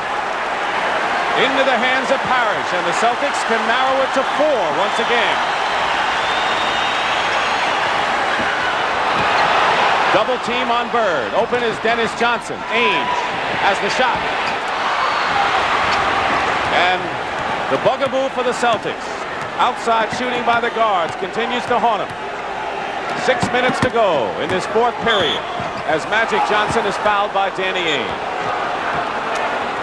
Well, Danny's not alone in the outside shooting department. The only man I've seen in this game that looked like he could shoot with confidence from the outside, had his legs going, has been Wedman for the Celtics.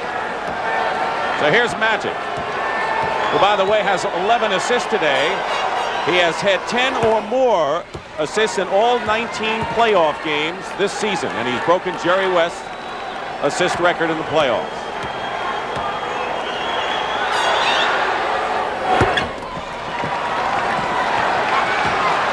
Once again, it's up to 8 for the Lakers. They've been holding their own, and the clock continues to tick off. Celtics are playing tough defense, but their offense is totally broken down. Ainge from the top. Down to 6. The story for the Celtics in the backcourt. 7 for 30 says it all, but they're only down by 6. Lakers have played a very smart game here. They can win the championship with a victory. Rambis draws the foul. That's another smart play. McHale, if that's McHale, he's out. Let's see who they call it on.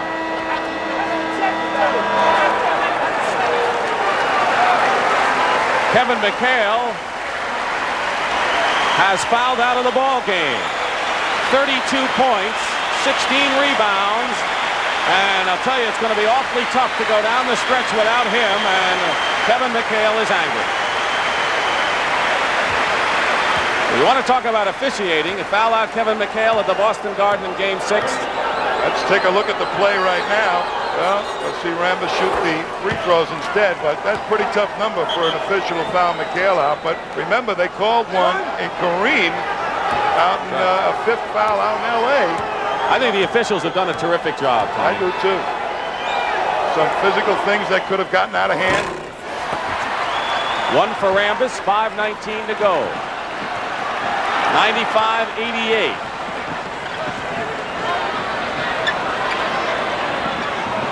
Parish.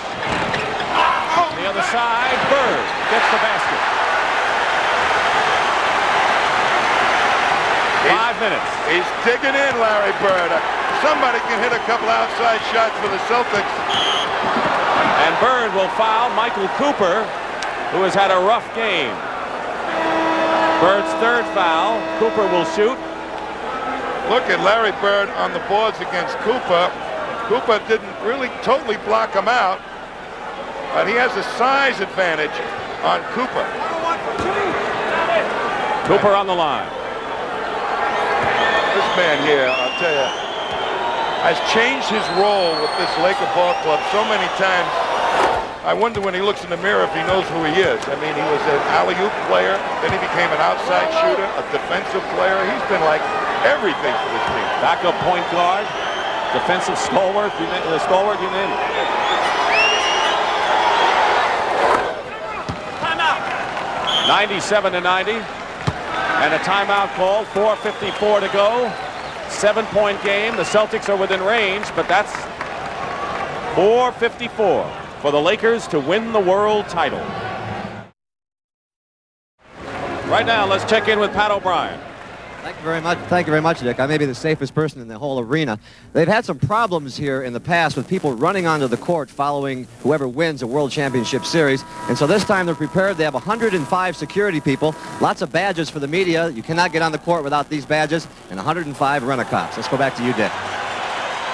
And there's some of them in the crowd here, which Kevin McHale can't do it on the court anymore, but he's going to do what he can off the court. 4:54 remaining in the fourth period. Game 6 of the NBA World Championship Series. The timeout story is even, but the Lakers have a 7-point lead, trying to close it out at Boston Garden, where no team has ever won a championship against the Celtics here in Boston. It's half-court offense against half-court offense. Bird misses, Kareem clears.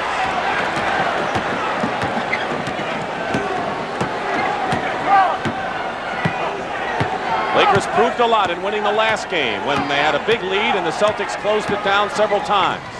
Magic goes up and gets the big basket for the Lakers, who are up now by 9.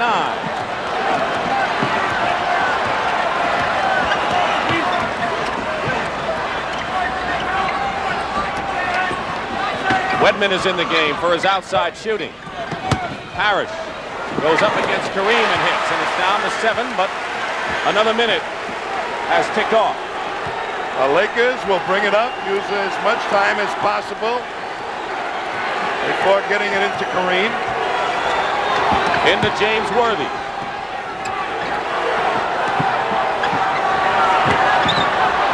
Kareem with a long sky hook. Ainge comes down with it. Bird for 3. Not that time. And a foul goes the other way against the Celtics. McHale reacting from the Boston bench.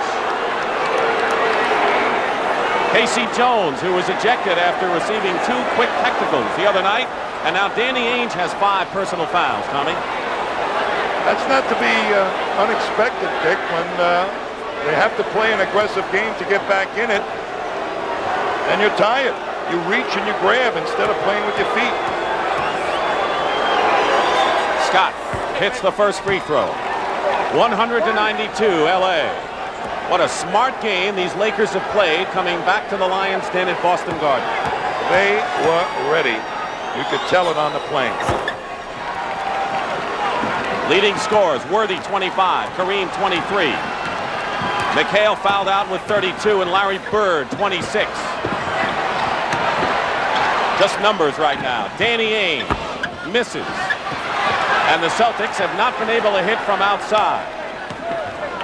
Ainge 3 for 15 outside. 101-92. Magic sees an opening, and the Lakers can smell it right now, and their bench is up. And the Celtics know that the numbers don't lie. Under 3 minutes to play. Ainge feeding Bird, who comes back. 9-point game, 2:48, and Pat Riley calls a smart timeout.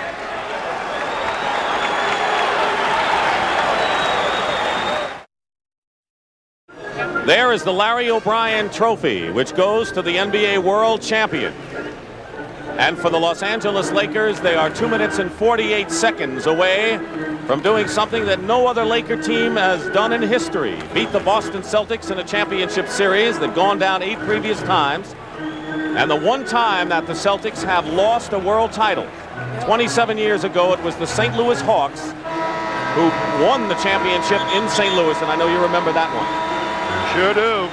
Wasn't very pleasant. It's not going to be pleasant for the Celtics here today. They're getting a rousing ovation to come out to play the last couple of minutes, but the Lakers have executed to perfection, Dick. Kareem, 23 points, has been a kingpin in all 3 Laker wins, and once again today. The Celtics know they have 2:45 remaining.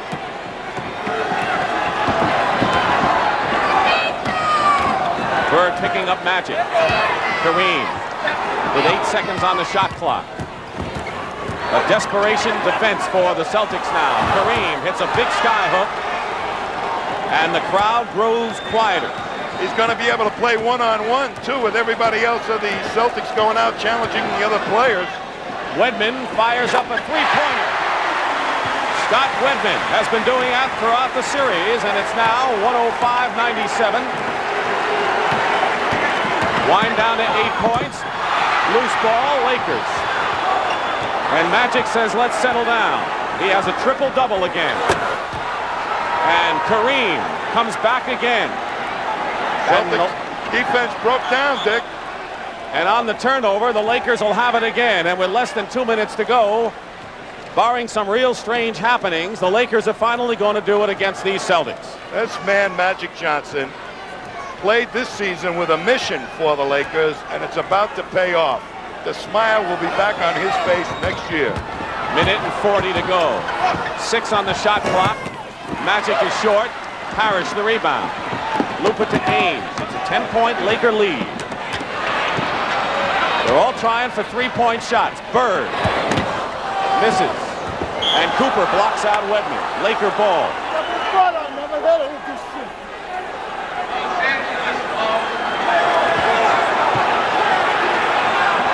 Nothing could be sweeter for Pat Riley and the Lakers to win it here. That's for sure. Magic is hemmed in. Goes around everyone.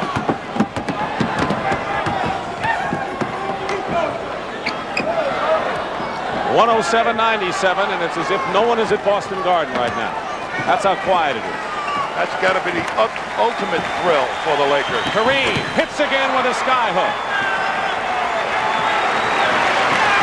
The Lakers are less than a minute away.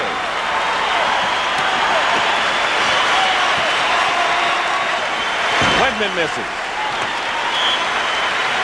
The Lakers could win their third title, Tommy, in 6 years. They have reached the finals in 5 of those 6 years. Not a dynasty, but it's the closest since the Celtics won 11 of 13. Unusual sight. Celtics losing a championship at home. Never happened before. 46 seconds to go.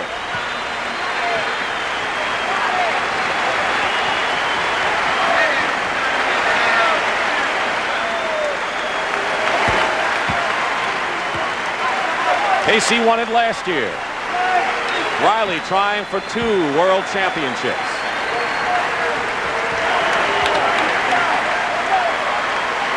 It's been an old man and a young man. Kareem and Magic Johnson. You have to have some character to win it on the road. Magic Johnson. He's been with the Lakers 6 years. He's been healthy 5 of them. And every year he's been healthy, Magic Johnson has taken the Lakers to the NBA Finals. And here they salute the great fans of the Boston Celtics. And half of them are applauding their team, and I think the other half that are applauding also mean to applaud the Lakers. They like good basketball here in Boston. How do you think Magic Johnson feels right now, Tommy, after last year? Well, we kept talking about redemption. He ought to be saved forever. And Kareem at 38. Steal by Byron Scott with 28 seconds to go. And misses a stuff. Lakers are all standing. Ames keeps trucking. And Dennis Johnson is fouled. 5 times in the last 6 years. Magic Johnson, when he joined the Lakers, had turned them around. You know, when you win it on the road, there's not too much applause coming your way, but you sure appreciate those guys on the bench. And now the crowd begins to applaud the Lakers, and they're also applauding the Boston Celtics. Kareem is fouled out, 29 points and 7 rebounds. And Magic Johnson, who finds redemption, Tommy, as you say, a year later. That Larry Bird's going out of the ball game.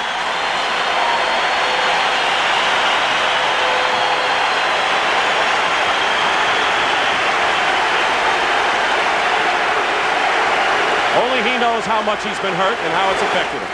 And you know the first thing will be out of his mouth in the locker room to the press? I played terrible. No alibi. Never use the injuries as an excuse. The Lakers are winning it. 3 in 6 years. LA comes to Boston and wins the world title.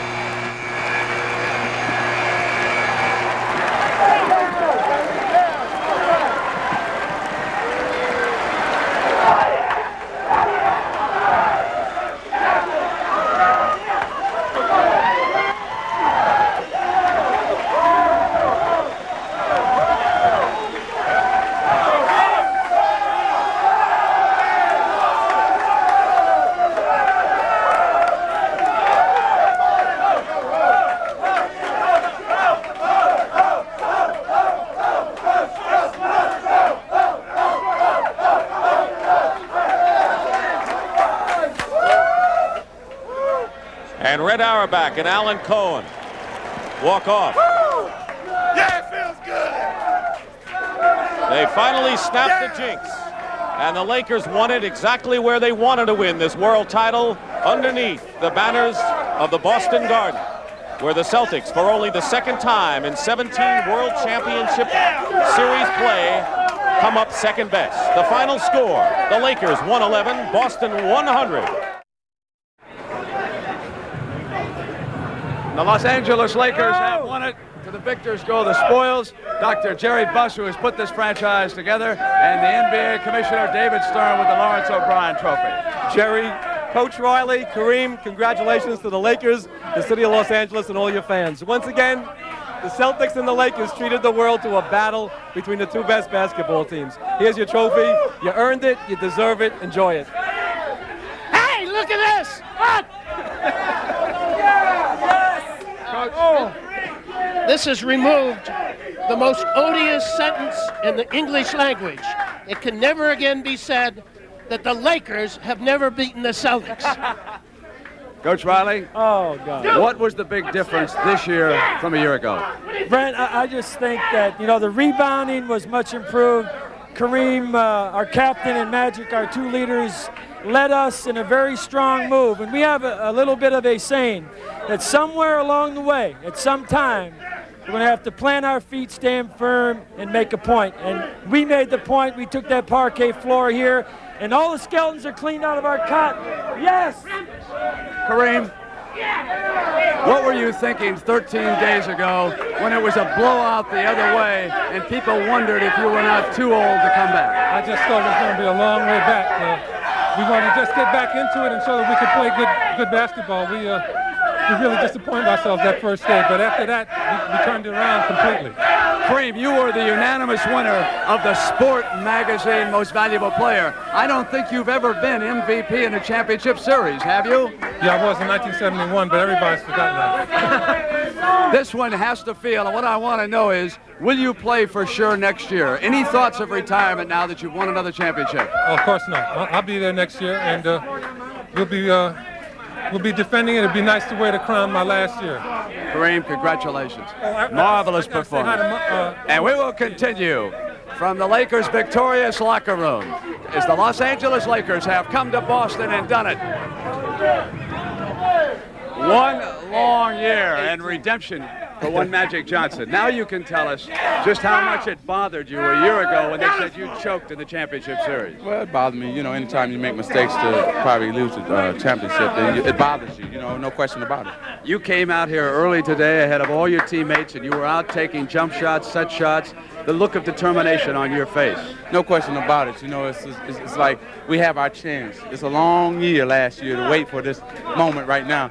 And so I was trying to get ready, even though my jumper didn't go like I wanted to, but I went inside. What do you think the differences were this time around for this team, Magic? We didn't make the mistakes. They came back, but we held them off every time. And last year, like when we had the lead and they came back, we made mistakes just to give them the game. But this time, you see, we made the plays to carry the games out. Magic, congratulations. Thank you. James Worthy, you were one of the standouts in this particular series. I thought you really took charge when they needed a hoop. Hey, we didn't want to play a seventh game. We wanted to end it up here. We had the momentum coming off from the last win in Los Angeles, and we didn't want to put ourselves in the same situation we were in last year. We know it would have been tough, the seventh game, so we came out with a lot of intensity, in the second half, and I think that what carried us over. They made a strong comeback, but we were able to sustain our defense and just keep the offense going, and thank God we got one. All right, James. Right now, let's cut away to the other side of the story, and here's Pat O'Brien with K.C. Jones, the Celtic coach. Pat? All right, Brent, thank you. It's a little quieter over here in KC. I know this is the interview you didn't want to do. What happened? Oh, I guess same thing that the team that's been playing against us all along is the packet in defense against our big guys, and we just did not hit the outside shots tonight. And they gave us the shots that we wanted, with Dennis and Danny, but it didn't happen. Fatigue was not really a factor. But we did miss a lot of shots from outside. Also, Kupchak and Rambis, they did a super job of coming in there and hitting boards and getting the loose balls and the offensive rebounds. And meanwhile, Kareem is a man 38 years old that's playing like he's 25. So they just made a great effort, and their shots went in. But Worthy was a guy that kept them intact and kept them going with his outside scoring and also going inside. Coach, how badly injured is Larry Bird? Is there an excuse there? Oh, that's no excuse, no. If he's out there in uniform and he's playing, then that's it comes with the territory. And that's what about the 2-3-2 thing, quickly? 2-3-2. That's one of the biggest negatives about repeating along with other things. But I don't like that format. You spend a week and a half in another city for 3 games, but that's part of the game, so that's not an excuse either. They played great, and they're a better team, and they're the champions. All right, Casey, thanks for joining us. Great season. Sorry about today.